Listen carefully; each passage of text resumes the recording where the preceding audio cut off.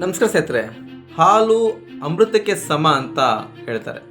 ಅತಿ ಹೆಚ್ಚು ಜನ ಹಾಲನ್ನು ಸೇವನೆ ಮಾಡ್ತಾರೆ. ಅದು ಆರೋಗ್ಯಕ್ಕೆ ತುಂಬ ಉತ್ತಮ ಅಂತ ಕೂಡ ಅನೇಕ ಜನರು ತಿಳ್ಕೊಂಡಿದ್ದಾರೆ. ಹಾಲು ಅಮೃತಕ್ಕೆ ಸಮ ನಿಜ.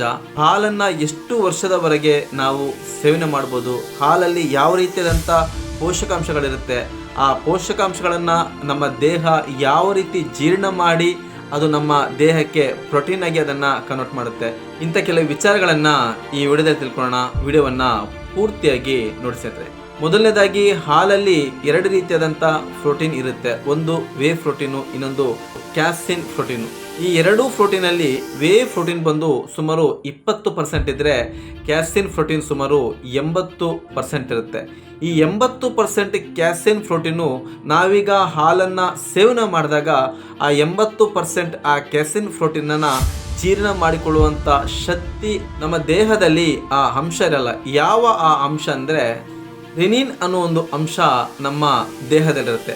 ಆ ಅಂಶ ಎಷ್ಟು ವರ್ಷದವರೆಗೂ ನಮ್ಮ ದೇಹದಲ್ಲಿ ಉತ್ಪತ್ತಿ ಆಗ್ತಿರುತ್ತೆ ಅಂದರೆ ಚಿಕ್ಕ ಮಕ್ಕಳಿಗೆ ಮತ್ತು 12 ವರ್ಷದವರೆಗೂ ಕೂಡ ಆ ಅಂಶ ನಮ್ಮ ದೇಹದಲ್ಲಿ ಉತ್ಪತ್ತಿ ಆಗ್ತಿರುತ್ತೆ.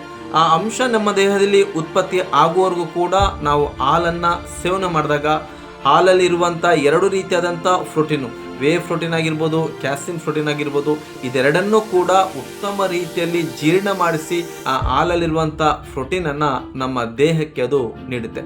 ಆದರೆ 12-13 ವರ್ಷದ ನಂತರ ನಮ್ಮ ದೇಹದಲ್ಲಿ ರೆನಿನ್ ಅನ್ನೋ ಒಂದು ಅಂಶ ನಮ್ಮ ದೇಹದಲ್ಲಿ ಉತ್ಪತ್ತಿ ಆಗಲ್ಲ. ಆ ಅಂಶ ನಮ್ಮ ದೇಹದಲ್ಲಿ ಉತ್ಪತ್ತಿ ಆಗದೇ ಇದ್ದಾಗ ನಾವು ಹಾಲನ್ನು ಸೇವನೆ ಮಾಡುವಾಗ ಹಾಲಲ್ಲಿರುವಂಥ 20% ವೇ ಪ್ರೋಟೀನ್ ಏನಿದೆ ಆ ವೇ ಪ್ರೋಟೀನನ್ನು ಜೀರ್ಣ ಮಾಡಿಕೊಳ್ಳುತ್ತೆ.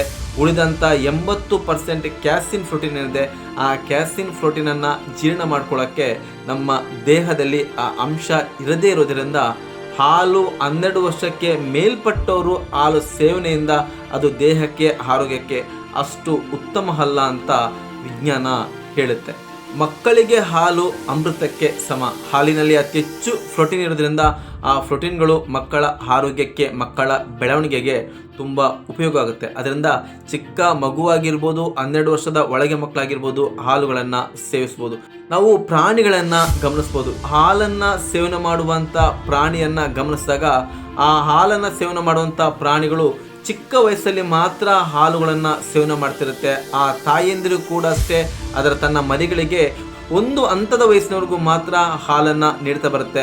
ಸ್ವಲ್ಪ ದೊಡ್ಡದ ನಂತರ ಆ ಹಾಲನ್ನು ಸೇವನೆ ಮಾಡೋಕ್ಕೆ ಬಂದಾಗ ಆ ತಾಯಿಯಾದಂಥ ಹಸುವಾಗಿರ್ಬೋದು, ಬೆಕ್ಕಾಗಿರ್ಬೋದು, ಯಾವುದೇ ಒಂದು ಪ್ರಾಣಿ ಆಗಿರ್ಬೋದು, ಅದು ತನ್ನ ಮಗುವಿಗೆ ಹಾಲನ್ನು ನೀಡಲ್ಲ. ಇದು ಅದರ ಕೈಗೆ ಸಿಗದೆ ಓಡಿ ಹೋಗ್ತಿರುತ್ತೆ. ಇಲ್ಲ ಅದನ್ನು ಬೆದರಿಸುವಂಥ ಘಟನೆಗಳನ್ನು ಕೂಡ ನಾವು ನೋಡಿರ್ಬೋದು. ಮನುಷ್ಯರಿಗೆ ಈ ಹಾಲು ಚಿಕ್ಕ ಮಗುವಿಗೆ, ಮಕ್ಕಳಿಗೆ, 12 ವರ್ಷದ ಒಳಪಟ್ಟವರಿಗೆ ಹಾಲು ಅತಿ ಉತ್ತಮವಾದಂಥ ಒಂದು ಪೋಷಕಾಂಶವನ್ನು ನೀಡುವಂಥ ಆಹಾರವಾಗಿದೆ. ಆದರೆ 12 ವರ್ಷ ಮೇಲ್ಪಟ್ಟವರಿಗೆ ಆ ಹಾಲಿನ ಅವಶ್ಯಕತೆ ಇರಲ್ಲ. ಆ ಹಾಲನ್ನು ಅತಿ ಹೆಚ್ಚಾಗಿ ಸೇವನೆ ಮಾಡೋದ್ರಿಂದ ಅನಾರೋಗ್ಯಕ್ಕೂ ಕೂಡ ಒಳಗೋಗುವಂಥ ಸಾಧ್ಯತೆಗಳು ಇದೆ. ಇಂಥ ಅನೇಕ ಉತ್ತಮವಾದಂಥ ವಿಚಾರಗಳನ್ನು ಈ ಚಾನಲ್ ಮೂಲಕ ತಿಳಿಸ್ತಾ ಬರ್ತೀನಿ. ದಯವಿಟ್ಟು ಚಾನಲ್ ಸಬ್ಸ್ಕ್ರೈಬ್ ಮಾಡಿ. ವಿಡಿಯೋ ಇಷ್ಟ ಆಯ್ತು ಅಂದರೆ ಲೈಕ್ ಮಾಡಿ, ಶೇರ್ ಮಾಡಿ. ಮತ್ತೆ ಮುಂದಿನ ಸಂಚಿಕೆಯಲ್ಲಿ ಇನ್ನೊಂದು ಉತ್ತಮವಾದಂಥ ವಿಚಾರದೊಂದಿಗೆ ನಿಮ್ಮ ಮುಂದೆ ಬರ್ತೀನಿ. ಅಲ್ಲಿವರೆಗೂ ನಮಸ್ಕಾರ ಸ್ನೇಹಿತರೆ.